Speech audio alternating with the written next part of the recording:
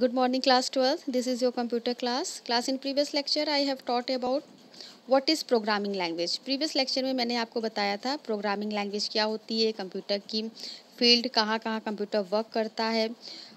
आज जो डिस्कशन है वो है हमारा द प्रोग्रामिंग प्रोसेस। मैंने आपको इन शॉर्ट बताया था कि 5 तरीके के प्रोग्रामिंग प्रोसेस होते हैं, मतलब कि किसी भी प्रोग्रामिंग प्रोसेस में 5 चीज़ें पाई जाती हैं। इसमें आपका फर्स्ट है डिफाइनिंग द प्रॉब्लम। आज हम इसी के बारे में डिस्कस करेंगे कि डिफाइनिंग द प्रॉब्लम।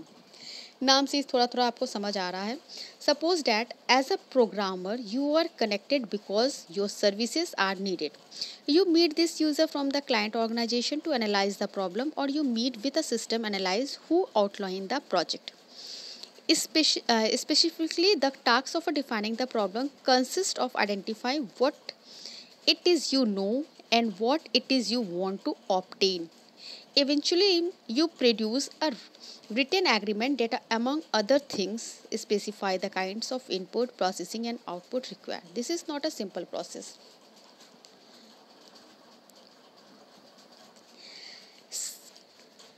अगर हम बात करें डिफाइनिंग द प्रॉब्लम तो आप समझ सकते हैं कि सबसे पहले कंप्यूटर में जो भी चीज़ें दी जाती है उसमें हम अपनी प्रॉब्लम को डिफाइन करते हैं कि हमें कंप्यूटर से क्या इनपुट देना है, क्या उसके ऊपर प्रोसेस करवाना और क्या उसका आउटपुट हमें मिलेगा। मतलब कि पहला जो चीज़ होती है वो होती है हमारी जो भी कंप्यूटर्स का जो भी टास्क से जो भी प्रॉब्लम है उसे डिफाइन करना। In the other word we can say sometimes refer to as a issue.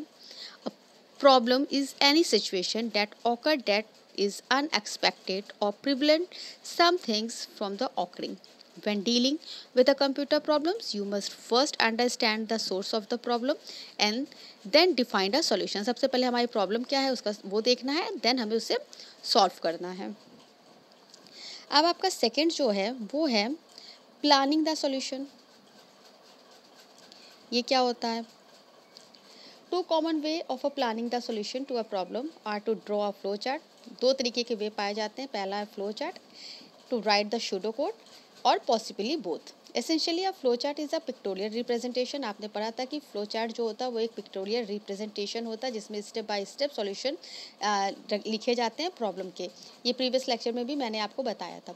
It consist of a arrow representing the direction of the program. इसमें जो एरोस वगैरह होते हैं वो जो भी बॉक्सेस के साथ अटैच होते हैं वो एक्शन को रिप्रेजेंट करते हैं। It is the map of what your program is going to do and how is going to do it. The American language standard institute has develop a standard set of a flow chart symbol. जो American national standard institute था उसने एक flow chart symbols के लिए एक standard set तैयार किया था। Figure show the symbols and how they might be used in a simple flow chart of a common everyday act preparing a letter for mailing.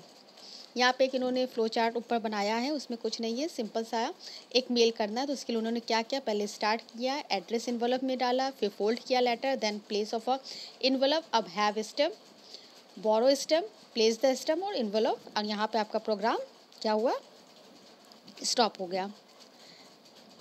मतलब कि इसके बाद प्रॉब्लम को सॉल्व करने के लिए उसे हमें फ्लो चार्ट में ड्रॉ करते हैं। फ्लो चार्ट एक पिक्टोरियल रिप्रेजेंटेशन होता है जो कि स्टेप बाय स्टेप प्रोग्राम को सॉल्व करने का काम करता है। अब नेक्स्ट आपका आता है कोडिंग द प्रोग्राम। ये क्या होता है? As the programmer you next step to do code the program, that is to express your solution in a programming language. You will translate the logic from the flowchart or a pseudocode or some other tools of programming language.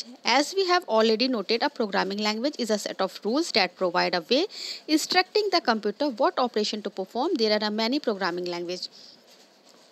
अब next step होता है programme solve करने के लिए programming language में coding. Programming language set of rules होते हैं जो कि कंप्यूटर को इंस्ट्रक्शन प्रोवाइड करते हैं किसी भी ऑपरेशन को परफॉर्म करने के लिए। अब कुछ लैंग्वेजेस होती हैं जैसे कि बेसिक, कोबोल, सी, ये लैंग्वेजेस हैं। जनरली प्रोग्रामिंग लैंग्वेजेस के लिए इंग्लिश लैंग्वेज का यूज़ किया जाता है और इन्हें सॉल्व करने के लिए हमें सिंटैक्स का लिखना बहुत ज़रूरी होता है। हर एक प्रोग्राम की अपने अपने सिंटैक्स होते हैं जिसमें वो प्रोग्राम लिखे जाते हैं। नेक्स्ट है आपका टेस्टिंग द प्रोग्राम। इसमें क्या होता है, some expert insist that a well design program can be written correctly the first time. In fact they assert that there are a mathematical way to prove that a program is correct. However the imperfection of a word are still with us. So must programmer get used to the ideas that their newly written program probably have a few errors. इसमें क्या होता है, जब हमारा programme correct लिखा है तो वो टेस्टिंग होता है, अगर एरर होती है तो वो फाइंड आउट की जाती है। अब इसमें कुछ स्टेप आते हैं, जिसमें पहला है डेक्स चेकिंग। ये क्या होता है, this phase similar to the proofreading, it sometimes avoided by the programmer who is looking for a shortcut and is eager to run the program on the computer when it is written. इसमें जो पहला है वो है आपका डेक्स checking. ये क्या करता है, डेक्स checking is the process of a manually reviewing the source code of a program. It involves reading through the function within the code and manually testing them, often with the multiple inputs values. अब second क्या है, translating. Translating क्या करता है, a translator is a program that check the syntax. सबसे पहले ये programme के सिंटेक्स को चेक करता है, programming language was used correctly, की जो भी प्रोग्रामिंग लैंग्वेज यूज्ड हुई है वो करेक्ट है या नहीं. Give you all the syntax error message. यदि कोई प्रॉब्लम होती है, कोई चीज़ें गलत होती है तो उसमें वो सिंटेक्स में एरर मैसेज को टाइप करता है. Then translate your program into the form of a computer can understand. और उसके बाद उस प्रोग्राम को ट्रांसलेट किया जाता है जो कि कंप्यूटर समझ सके.